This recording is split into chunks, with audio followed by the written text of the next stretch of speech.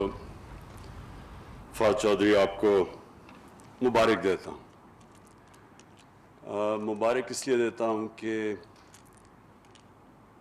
آپ نے یہ آپ کا جو مائنڈ سیٹ ہے وہ ایک بڑا مختلف اور ایک ریفریشنگ مائنڈ سیٹ ہے کہ آپ نے فیصلہ کیا جب آپ کو منسٹری ملی کہ یہ جو ایک ڈورمنٹ منسٹری پڑی ہے اس میں کتنا پوٹینشیل ہے اور پاکستان سب کچھ بنا سکتا ہے۔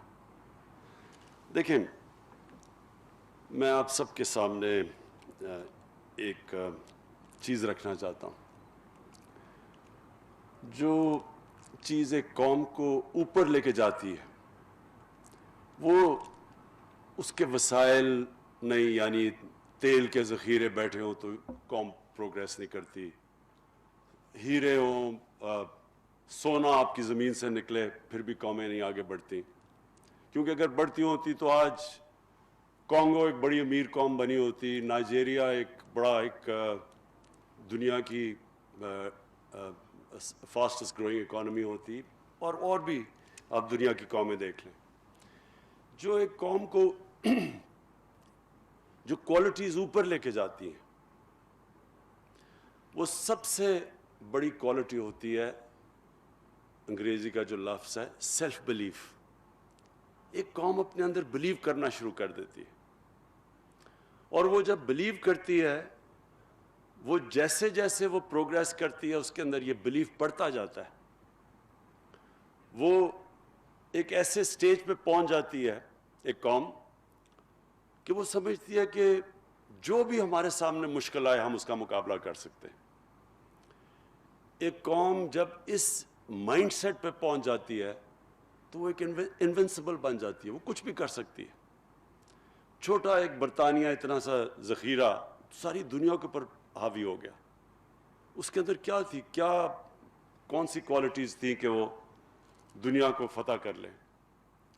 اور اسی طرح جب آپ اپنی تاریخ دیکھیں اسلام کی تو یہ کبھی بھی دنیا کی تاریخ میں اس طرح کا فنومنا نہیں آیا، ایک تاریخ کا حصہ ہے کہ کیسے وہ لوگ جو کہ ہجرت کر کے آئے مدینہ میں 622 میں 622 اے ڈی میں، اور مشکل سے انہوں نے سروائیو کیا پہلے 5 سال، خطرہ تھا کہ وہ کمیونٹی ختم ہی ہو جاتی۔ ایک جنگ جیتے بدر کی 313 لوگ تھے 624 میں 624، اس کے بعد مشکل سے بچے اگلی 2 جنگوں میں، اور پھر 636 میں مدینہ کے پہنچنے کے 14 سال بعد وہ جو ایک سپر پاور ہے رومن ایمپائر، بیزنٹائن ایمپائر، وہ ان سے ہارتی ہے یرمک میں، اور اگلے سال ان سے ہارتی ہے جو دوسرا ایمپائر ہوتا ہے پرشین ایمپائر، وہ ہارتا ہے کٹسیا میں۔ اور ہمارے نبی صلی اللہ علیہ وسلم کے دنیا کے جانے کے بعد، اس دنیا سے پردہ کرنے کے بعد 30 سال کے بعد وہ دنیا اسپین سے لے کے 50 سال کے بعد اسپین سے لے کے تقریباً ہندوستان پہنچ چکے تھے۔ تو وہ کیا چیز تھی؟ یہ میں اس لیے اپنی قوم کو کہتا ہوں بار بار اس فنومینا کو اسٹڈی کریں، کیونکہ اللہ ہمیں کہتا ہے کہ نبی صلی اللہ علیہ وسلم کی سنت پہ چلو۔ وہ کیوں کہتا ہے اللہ؟ کیونکہ ان سے کامیاب آدمی دنیا کی تاریخ میں نہیں آیا، اور وہ جو ماڈل تھا مدینہ کا، اس کے اوپر ایک دنیا کی ایک ایسا سویلائزیشن قائم ہوا اگلے 600 سال تک جو ہر چیز میں لیڈ کرتا تھا، لیڈنگ سویلائزیشن تھا، سائنسز میں سارے ٹاپ سائنٹسٹ مسلمان تھے۔ تو وہ جو ماڈل بیس کیا تھا وہ مدینہ کا تھا، اور اس لیے یہ ہمیں تو شروع میں سمجھ بھی نہیں آتی تھی کہ جی نبی صلی اللہ علیہ وسلم کی سنت پہ چلو، لیکن سنت پہ اس لیے چلو کہ وہ اگر انسان اس پہ چلتا ہے تو وہ دنیا کا سب سے کامیاب انسان بن جاتا ہے۔ اور وہ جو سٹیٹ تھی مدینہ کی، جو پرنسپلز انہوں نے بنائے تھے اس سٹیٹ کے، اگر آپ ان پہ چلو تو آپ کی قوم اوپر آ جاتی ہے۔ جب بھی مسلمانوں کی اگر آپ تاریخ پڑھیں تو ریوائول آئی ہے تو ہمیشہ کوشش کی گئی ہے ان اصولوں کو اڈاپٹ کرو جو اصول تھے مدینہ کی ریاست میں. تو جو سب سے بڑا اصول تھا وہاں ایک سیلف بلیف آ گیا تھا. وہ اپنے آپ کو اندر بلیو کرنے لگ گئے تھے. ان کو نبی صلی اللہ علیہ وسلم نے جو ذہن کی لمیٹیشنز ہیں, جو غلامی ہیں, اس سے آزاد کر دیا تھا. یہ جس کو علامہ اقبال کہتے ہیں, جو شاہین تھا, مرد مومن کی بات کرتے ہیں, وہ ایک آزاد انسان ہوتا ہے. وہی صرف دنیا میں اوپر جا سکتا ہے سب سے. اس کے لیے ایک ذہن چاہیے ہوتا ہے جو بلیو کرتا ہے کہ کوئی بھی چیز ہو تو میرے لیے ناممکن نہیں ہے, میں سب کچھ کر سکتا ہوں. یہ جو کوالٹی ہوتی ہے, اس سے انسان اپنے اندر پوٹینشیل ڈیولپ کرتا ہے. اللہ نے جب ہمیں اشرف المخلوقات بنایا تھا تو اس نے جب فرشتوں کو کہا تھا کہ اس کے سامنے جھکو, تو جب شیطان نہیں جھکا تو اللہ نے کہا کہ تمہیں نہیں پتا کہ میں نے اس کو کیا پاور دی ہے, اس کے نالج کیا دی ہے. تو وہ جو نالج ہے وہ ڈسکور کیسے کرتا ہے انسان؟ وہ کبھی بھی ایک غلام ذہن نہیں ڈسکور کر سکتا جو صرف ڈپینڈ کرتا ہے کہ جی اچھا باہر سے امپورٹ آ جائے گی یا باہر سے نالج آ جائے گی تو میں آگے بڑھوں گا. وہ ذہن آگے نہیں بڑھ سکتا. ذہن آگے وہ بڑھتا ہے جو سمجھتا ہے کہ میں کچھ بھی کر سکتا ہوں. اور ہماری جو ملک کی اگر میں یہ سمجھوں کہ اس ملک کے اندر جس طرح یہ بڑھ رہا تھا ایک وقت پہ 60s میں, پاکستانی جو دنیا میں ویو کیے جاتے تھے, جو پاکستانیز کے اندر بھی سیلف بلیف آتا جا رہا تھا, وہ ہماری بڑی بدقسمتی ہے کہ ہم اپنا راستہ کھو بیٹھے. وہ جو سیلف بلیف تھا وہ پروپیل کر رہا تھا اس ملک کو, جس کے اوپر پریڈکشنز کرتے تھے کہ پاکستان کیلیفورنیا بنے گا ایشیا کا, سب سے تیزی سے ترقی کر رہا تھا. انفارچونیٹلی ہماری بدقسمتی کہ ہمارے اندر یہ جو سیلف بلیف آنا تھا وہ نہیں آیا. جو سب سے ایک چیز پلیز یاد رکھنا کہ جو ہم آرگیومنٹ سنتے ہیں جی کلونیلزم آئی اور انہوں نے لوگوں کو ایجوکیٹ کر دیا, ہندوستان میں اگر نہ آتی تو ہم پتہ نہیں پیچھے چلے جاتے یا انگریز کی غلامی نہ ہوتی. کلونیلزم کا جو سب سے بڑا ایک قوم کے اوپر نقصان کرتی ہے وہ غلامی, وہ انسان کو جو جب آپ آزاد بھی ہو جاتے ہیں لیکن ذہنی غلامی رہ جاتی ہے. میں جب پہلی دفعہ پاکستان ٹیم کے ساتھ انگلینڈ میں ٹیسٹ کھیلنے گیا, میں 18 سال کا تھا, تو مجھے یاد ہے ہمارے سینئر پلیئر ہمیں کہتے کہ دیکھیں انگریز سے جیتنا تو سوال ہی نہیں پیدا ہوتا, اگر ہم عزت سے ہار گئے تو ہماری یہی جیت ہوگی. ہمارے اپنے سینئر پلیئر ہی کہہ رہے تھے. اس کا نتیجہ کیا ہوا؟ ہم جو میچ جیتنے لگتے تھے ہم وہ کہتے تھے, وہ ایکسپریشن آتا تھا کہ وی snatched defeat from the jaws of victory, کیونکہ ہم اپنے اندر ہی نہیں مانتے تھے کہ ہم جیت سکتے ہیں. جب آپ شروع میں کہیں کہ جی ان سے آپ جیت ہی نہیں سکتے تو آپ جیتیں گے کیسے؟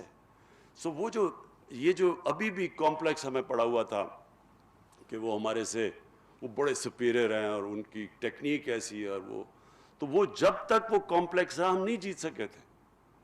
جب ایونچولی جیتنا شروع کیا تو اس ذہن کو آزاد کیا. تو یہی جب میں نے شوکت خانم کا فیصلہ کیا بنانے کے لیے, تو میں جس سے کہوں کہ جی پاکستان میں شوکت خانم کینسر ہاسپٹل بن ہی نہیں سکتا.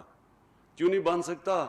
کیونکہ اس کے لیے ذرا مختلف چیزیں تھیں, ڈاکٹرز چاہیے, اس کی اکوپمنٹ ہے بڑی کیپٹل انٹینسو ہے, اس کے لیے انجینئر ڈپارٹمنٹ چاہیے ہوگی کیونکہ ڈائگنوسٹک اور پھر جو ٹریٹمنٹ کی اکوپمنٹ ہے وہ بڑی مہنگی ہے, ان کی مشینیں بڑی سینسٹیو ہیں, اور پھر ہمارے پاس آنکولوجسٹ نہیں ہیں, اور ساری چیزیں میں سنتا تھا. کیونکہ جی پنجاب گورنمنٹ نے پوری کوشش کی, وہ نہیں بنا سکی تو آپ کیسے بنائیں گے؟ اور جب یہ شوکت خانم کینسر ہاسپٹل بن گیا پھر ہم نے فیصلہ کیا ہم ریسرچ کریں گے. کینسر سمپوزیم کیا ہم نے, انٹرنیشنل کینسر سمپوزیم. شروع میں ہمارے بڑے تھوڑے سے لوگ آئے, جو اب ہمارے کینسر سمپوزیم ہوتا ہے انٹرنیشنل کینسر سمپوزیم. کتنے ہیں فیصل؟ ہزاروں میں دنیا سے لوگ آتے ہیں, اور ہم پیپرز پبلش کرتے ہیں ہر سال جو کہ انٹرنیشنلی دنیا میں جاتے ہیں. کہنے کا میرا مقصد یہ ہے کہ یہ جو کرونا وائرس ہے اس نے 2-3 چیزیں ہمارے ملک میں سامنے لے کے آئی. ایک کہ اگر دنیا میں ڈیمانڈ ہو وینٹیلیٹرز کی تو ہر چیز آپ ضروری نہیں امپورٹ کر سکتے. اور اب سوچنا شروع کیا جس طرح فواد چودھری نے کہا کہ کتنا مشکل تھا وینٹیلیٹر بنانا. ملک جو نیوکلیر ویپنز بنا سکتا ہے جس کے لیے وہ ٹیکنالوجی چاہیے تو اس کے لیے کتنا مشکل ہے. اور پھر باقی جتنے بھی سینیٹائزرز یہ ساری ڈس انفیکٹنٹس یہ یعنی ایک 22 کروڑ کے لوگ عوام کیسے ہو سکتا ہے کہ ہم ہر چیز امپورٹ کرتے ہیں. بیکاز ہمارا جو مائنڈ سیٹ تھا اب تک وہ مائنڈ سیٹ سے ہم نہیں نکل پا رہے. ایک ڈپینڈنسی سنڈرم ہے کہ جو ہوگا جی وہ ہمارے سے آگے ہیں تو ان سے ہم وہ جو ہمیں نالج دیتے رہیں گے وہ ہم لیں گے. ہمارے اندر وہ سیلف بلیف نہیں آیا. اور ہم جو دوسری سیکنڈ نالج اکانومی کی طرف ہم نے کوئی پروگریس نہیں, کیونکہ تعلیم پہ نہیں پیسہ خرچ کیا, ریسرچ کے اوپر پیسہ نہیں خرچ کیا, کیونکہ ہم یہ سوچا ہی نہیں کہ ہمارے اندر بھی کیپیسٹی ہے, ہم بھی انوینٹ کر سکتے ہیں, انوویٹ کر سکتے ہیں. ہمارے وہی پاکستانی یہاں سے باہر جاتے ہیں اور وہ ہر چیز میں ایکسل کرنا شروع کر دیتے ہیں. تو کیا وجہ ہے؟ اگر وہ سسٹم ملتا ہے جس سسٹم کے اندر ہمارے لوگ جا کے ایکسل کر سکتے ہیں تو وہ یہاں سسٹم ہم کیوں نہیں بنا سکتے؟ اور وہ اس لیے نہیں. اور مجھے افسوس سے یہ کہنا پڑتا ہے کہ ایک ہماری رولنگ ایلیٹ کے اندر یہ کمپلیکس ڈپینڈنسی سنڈرم. ایک کرونا میں یہ ہمیں پتہ چلا کہ جناب اگر ساری دنیا میں ڈیمانڈ ہو ان چیزوں کی وینٹیلیٹرز وغیرہ کی تو ہم کچھ نہیں کر سکتے. تو ہمیں تب وہ کہتے ہیں نا necessity is the mother of invention. جب ہمیں مجبوری ہوئی تو ہم نے فیصلے کیے نا کہ ہم یہاں بنائیں گے. دوسری چیز کیا چیز سامنے آئی کہ آج ہماری رولنگ ایلیٹ, ہمارے جو صاحب اقتدار ہیں, اگر ہم چاہیں بھی تو ہم باہر علاج نہیں کروانے جا سکتے. نہیں تو چیک اپ بھی باہر کرواتے تھے جا کے. کھانسی ہوتی تھی تو سارے گورنمنٹ پبلک کے ایکسپینس کے اوپر, اس ٹیکس پیئر کے پیسے کے اوپر باہر علاج ہوتا تھا سب کا. اسمبلی ممبرز بھاگے جا رہے ہیں علاج, منسٹرز جا رہے ہیں, پرائم منسٹرز ان کی ساری فیملی سب باہر علاج ہوتا تھا. آج وہ جا نہیں سکتے, وہاں زیادہ خطرہ ہے. تو اس سے دوسری چیز ہوئی کہ ہمیں اپنے ہسپتال ٹھیک کرنے ہیں, ہم نے اپنے ہسپتالوں کے اوپر انویسٹ کرنا ہے, ہم نے اپنی جو یہاں انفراسٹرکچر ہے میڈیکل انفراسٹرکچر, ہمیں اس کے اوپر زور لگانا ہے کہ آگے کوئی اس طرح کی چیز آ جائے تو پھر کیا کریں گے. اور یہ جو سیکنڈ چیز ہے, جب تک کہ ہمارے ملک کے جس طرح میری طرح کے لوگ ہیں, ہمارے منسٹرز, ہم یہاں نہیں علاج کروائیں گے اپنا گورنمنٹ ہاسپٹلز میں, تب تک گورنمنٹ ہاسپٹلز نہیں ٹھیک ہوں گے. یہی گورنمنٹ ہاسپٹلز ہماری آنکھوں کے سامنے ڈیٹیریٹ ہوئے ہیں. میں پیدا ہوا تھا میو ہاسپٹل میں, میری ساری بہنیں پیدا ہوئی تھی. شروع میں جب بھی کوئی کھیلتے ہوئے کوئی چوٹ لگتی تھی ٹانکے لگانے میو ہاسپٹل جایا کرتے تھے. اور اب پیسے والے لوگ سوچتے بھی نہیں گورنمنٹ ہاسپٹل میں جانے کا. پرائیویٹ ہاسپٹلز, اور صرف پرائیویٹ ہاسپٹلز میں اگر اچھا علاج کروانا ہے وہاں کرواؤ, غریبوں کے لیے گورنمنٹ ہاسپٹلز. اور یہ پھر تیسری چیز سامنے آئی ہے, کرونا کی تیسری چیز کیا سامنے آئی ہے. اب تک یہ ہوتا رہا کہ جناب گندا پانی پینے کی بیماریوں سے بچے مر رہے ہیں, غریب کا بچہ مرتا ہے, کسی کو فکر ہی نہیں ہے. ہیپاٹائٹس سی ایپیڈیمک بن چکا ہے پاکستان میں, لیکن زیادہ تر غریب لوگ ہیں, کوئی فکر ہی نہیں ہے. میل نیوٹریشن 25% بچوں کو ہے, فکر نہیں, غریب کا بچہ ہے. 40% پاکستان کے اندر سٹنٹڈ گروتھ ہے, کسی کو فکر ہی نہیں ہے کیونکہ غریب لوگ ہیں. اب یہ مشکل آ گئی ہے کہ کرونا نہ امیر نہ غریب میں فرق ہی نہیں کرتا. آپ اگر یہ سمجھتے ہیں کہ صرف امیروں کی لاک ڈاؤن اناؤنس کر دیا جی, جلدی سے فوری لاک ڈاؤن اناؤنس کر دیا, سوچا ہی نہیں کہ وہ بیچارہ دہاڑی دار وہ غریب آدمی, وہ رکشے والا, وہ جو بیچارہ سارا دن محنت کر کے آ کے اپنے بچوں کا پیٹ پالتا ہے, اس کا کیا بنے گا؟ نہیں, امیروں نے سوچا اچھا جی 2-3 یہ امیروں کو بھی آتا, تو ایک دم سارا ایک ایلیٹ نے فیصلہ کر لیا سارے ملک کے لیے, سوچا نہیں کسی کا. ہندوستان نے تو ہمارے سے بھی زیادہ, جتنا وہ جو ان کا اسٹرانگ مین نریندر موڈی ہے, کہتا ہے جی اس کو 50 انچ کا چیسٹ ہے, وہ اتنا ڈرپوک نکلا ایک دم اس نے سارا بند کر دیا. بیچارے لوگ 200 میل چل کے جا رہے ہیں, غریب لوگ تھے ہندوستان میں, سوچا ہی نہیں کہ عام آدمی کی زندگی کیا ہوگی. یہ تو ہمارا جو اب ہمیں کیا نظر آیا کہ اگر آپ غریبوں کی بستیوں کا دھیان نہیں رکھیں گے تو کرونا اگر غریبوں کی بستیوں میں پھیلے گی, وہ پھر امیروں کی بستیوں میں بھی چلی جائے گی. وہ ریسٹرکٹڈ نہیں ہے. سنگاپور نے کیا کیا, انہوں نے بڑا زبردست لاک ڈاؤن کر دیا, اور جناب کرو ان کی فلیٹ ہو گئی. اس کے بعد لاک ڈاؤن کھولا, ایک دم کرونا پھر پھیل گئی. کیوں پھیل گئی؟ کیونکہ وہ جو سب سے ان کے غریب امیگرنٹ ورکرز تھے, جو 6-7 ایک کمرے میں تھے, ان کی انہوں نے فکر نہیں کی جب لاک ڈاؤن کیا ہوا تھا, تو ان کے اندر سے وہ پھیل گئی ساری, پھر سے ان کو اب لاک ڈاؤن کرنا پڑا. تو اس لیے ہمیں بھی جب فیصلے کریں گے پاکستان کے اب سے, تو ہمیں یہ بھی سوچنا پڑے گا کہ اس ملک کا وہ طبقہ جو کمزور طبقہ ہے, جو کچی بستیوں میں ہے, جو ہر روز فیس کرتا ہے, ہر دوسرے دن موت دیکھتا ہے, اس کے بچوں کا دیکھتا ہے کہ حال کے گندے پانی کی بیماریوں سے بچے مر رہے ہیں, یا وہ دیکھتا ہے کہ یہ ہیپاٹائٹس سی ہر جگہ پھیلی ہوئی ہے, لیور خراب ہو رہے ہیں, جلدی مر رہے ہیں. تو ان لوگوں کو ہم آج کہہ رہے ہیں کہ جناب کرونا آ گئی ہے تو آپ بند ہو جائیں, سوشل ڈسٹنسنگ کریں. پہلے وہ ڈسٹنسنگ کیسے کریں؟ 6-7 ایک کمرے میں, کہ جی ہاتھ دھویں, صاف پئیں, وہاں پانی نہیں ہے, پانی کی بڑی قلت ہے. سو اس لیے ملک آگے جب بڑھتا ہے, سو میں وائنڈ اپ کر رہا ہوں کہ جب ملک بڑھتا ہے تو ایک ملک ایز اے ہول بڑھتا ہے, ایک ایلیٹ اوپر نہیں جاتی. یہ جو ہمارا ایلیٹسٹ کلچر بنا ہوا تھا, جس کی وجہ سے سارا ڈپینڈنسی سنڈروم بھی ہے, بیکاز جو ہماری ایلیٹ تھی وہ اتنی متاثر تھی مغرب سے کہ وہ سوچتے نہیں تھے کہ ہم کبھی ان سے مقابلہ کریں گے, تو ہر چیز امپورٹ کرتے رہو. یہ سوچا ہی نہیں کہ ہم اپنی ملک کو کھڑا کریں گے. یہ سوچا ہی نہیں کہ اگر ایلیٹ کے حالات اچھے ہیں تو وہ سوچا ہی نہیں کہ عام آدمی کے حالات کیسے ہیں.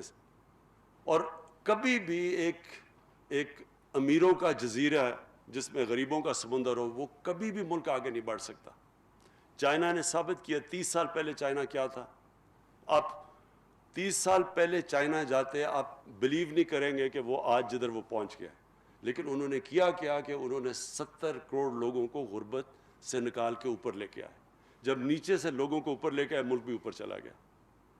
ہمارا یہ ہے جو آگے ہم نے جانا ہے. جو کرونا نے ہمیں چیز کیا سامنے لے کے آئی کہ سب سے پہلے اپنے پاؤں پہ کھڑا ہونا ہے, اپنے ملک میں یہ چیزیں پروڈیوس کرنی, نالج اکانومی کی طرف جانا ہے, اپنے ہمیں سائنس اور ٹیکنالوجی کو آگے لے کے جانا ہے. یہ بڑی اچھی بات ہے کہ ساری جو امریکہ کے اندر جتنی بھی وہاں جو بھی چیزیں وہ انوویٹ ہوتی ہیں, چیزیں جو نئی لیٹسٹ ٹیکنالوجیز آتی ہیں, ساری آتی ہیں. ان کی جو ڈیفنس ہے اس کی کنیکشن ہے پرائیویٹ سیکٹر کے ساتھ, وہ فیڈ کرتے ہیں پرائیویٹ سیکٹر میں. ساری انوویشنز اور نئی چیزیں اور انوینشنز اس طرح آگے آتی ہیں, اس طرح ان کا ملک اوپر جاتا ہے. ہمارا کوئی کنیکشن ہی نہیں تھا ڈیفنس پروڈکشن اور پرائیویٹ سیکٹر کے اندر. تو انشاءاللہ یہ جو آگے کا کورس ہم جس طرف جا رہے ہیں وہ انشاءاللہ ہم اب انشور کریں گے جتنی بھی ہماری ریسورسز. اب پہلے تو 1-1.5 سال تو سروائیول میں ہی گزر گیا, اپنی اکانومی اسٹیبلائز کرنے میں لگ گیا, ڈیفالٹ سے بچانے میں لگ گیا. لیکن اب ہماری پوری کوشش ہوگی کہ ایک ویژن چارٹ آؤٹ کریں اپنے ملک کی, کہ ہم نے آگے جو جانا ہے ایک لانگ ٹرم پلاننگ ہو ملک کی, short term, medium term, long term, ایک پوری ویژن بنے ہماری, جو ہم اس کے اوپر پورے لگے ہوئے ہیں. اور انشاءاللہ قوم کو ایک پوری ویژن دیں گے, اور وہ جو ویژن ہوگی وہ ایک چھوٹے سے طبقے کے لیے نہیں ہوگی, وہ سارے ملک کے لیے ہوگی. اور وہ سینٹرک اس طرح ہوگی کہ یہ جو ہم کچی بستیاں ہیں, ہماری غریبوں کی بستیاں, ان کو سب سے زیادہ اب ہم نے زور لگانا ہے کہ ان کو ہم نے کیسے اٹھانا ہے. وہ کون سی چیزیں ہیں جو کہ عام آدمی کو اوپر اٹھائیں گی, ہم کون سی وہ سٹیپس لے سکتے ہیں, کس طرح ہم لوگوں کو غربت سے نکالیں گے. اور ہم نے چائنا سے چائنا جب ہم گئے تھے تو ان سے ہم نے بڑی ڈیٹیلز پریزنٹیشنز لی کہ کیا کیا انہوں نے سٹیپس اٹھائے تھے کہ اپنے لوگوں کو غربت سے نکالنے کے لیے. اور اس کے اندر کی یہ ہے لانگ ٹرم پلاننگ. یہ جو ایک ملک چلتا ہے شارٹ ٹرمزم کے اوپر, وہ کبھی بھی یہ نہیں کر سکتا. ہمیشہ ایک لانگ ٹرم پلاننگ, ایک ویژن, اور اس کے بعد پھر ایک سیلف بلیف. جب ایک قوم بلیو کرنے شروع ہو جاتی ہے کہ ہم کچھ بھی کر سکتے ہیں, اور ہمیں ایک بہت بڑا جو ہمارے پاس مدد کرے گا, یہ جو ہمارا پروگریس ہے, اور جو یہ انشاءاللہ قوم اپنے پوٹینشیل پہ جب پہنچے گی, تو ہمارے پاس ایک ماڈل ہے. ہمیں پتہ ہے کہ ایک ہمارے نبی صلی اللہ علیہ وسلم نے ایک ماڈل بنایا تھا, ایک انسان کیسے اوپر جاتا ہے, اپنا پوٹینشیل اچیو کرتا ہے, ایک قوم کیسے جاتی ہے. اور ہمارا جو اثاثہ اس وقت ہے وہ پلیز یاد رکھیں اوورسیز پاکستانی ہے. ہمارے 90 لاکھ پاکستانی باہر ہیں, وہ ان میں سے ایک تو روزی کمانے کے لیے کافی گئے ہیں, لیکن کئی ایسے لوگ ہیں ہمارا جو بیسٹ ٹیلنٹ تھا, کیونکہ ہم نے ایک سسٹم میں میرٹ نہیں رکھی, ایک سسٹم جو میرٹ کو ڈسکریج کرتا تھا, ہمارا جو بیسٹ ٹیلنٹ ہے وہ آخر میں ملک سے باہر گیا, اور وہ ہر فیلڈ میں ایکسل کرتے ہیں. سو ہم جیسے جیسے اپنے سسٹمز ٹھیک کرتے رہیں گے, ہمارے پاس یہ ٹیلنٹ واپس آنا چاہتا ہے, وہ واپس آئے گا. جیسے ہم اپنے ادارے ٹھیک کرتے رہیں گے, جس طرح شوکت خانم تھا, شروع میں تو یہاں ڈاکٹرز ہی نہیں تھے ہمارے پاس جو اسپیشلسٹ تھے جو کینسر ہاسپٹل چلا سکتے ہیں. لیکن جیسے ہی انہوں نے دیکھا کہ انسٹیٹیوشن بن گئی ہے جو میرٹ میں چلتی ہے, جس کے اندر ایک قانون ہے, رول آف لا ہے اپنے انسٹیٹیوشن کا, اور آہستہ آہستہ سارے ہمارے جو تقریباً ڈاکٹرز ہیں, جو ٹاپ کوالٹی پروفیشنلز ہیں, سب باہر سے آئے ہیں, پاکستانی جو باہر سے آئے ہیں. آپ اگر مڈل ایسٹ میں چلے جائیں اور ان کا کوئی بھی اسپیشلسٹ کینسر ہاسپٹل میں جائیں, وہاں مشکل سے ان کے جو لوکلز ہیں وہ 4 یا 5% ہیں. یہاں ہم ایک کوالٹی کینسر ہاسپٹل بنا سکتے ہیں, ساری پاکستانی کو ہم امپلوائے کر کے اس کو چلا سکتے ہیں, جو ہم ہر ادارے کو اس طرح چلا سکتے ہیں اس ملک میں, کیونکہ ہمارے پاس پول بیٹھا ہوا ہے باہر کوالٹی لوگوں کا, پروفیشنلز کا. اور جب بھی جیسے جیسے سسٹمز ٹھیک ہوتے جائیں گے انشاءاللہ وہ واپس آتے آئیں گے. میں آخر میں فواد چودھری آپ کو پھر سے, زبیدہ آپ کو میں یہ خراج تحسین پیش کرتا ہوں کہ آپ نے ایک بڑا بولڈ سٹیپس لیے ہیں, اور یہ جو آپ نے چیزیں یہاں لوکلی پروڈیوس کرنا شروع کیا ہے اور ایکسپورٹس کا سوچا, یہ بڑا زبردست ایک یہ وے فارورڈ ہے. یہ ہے جو میری نظر میں نیا پاکستان ہے.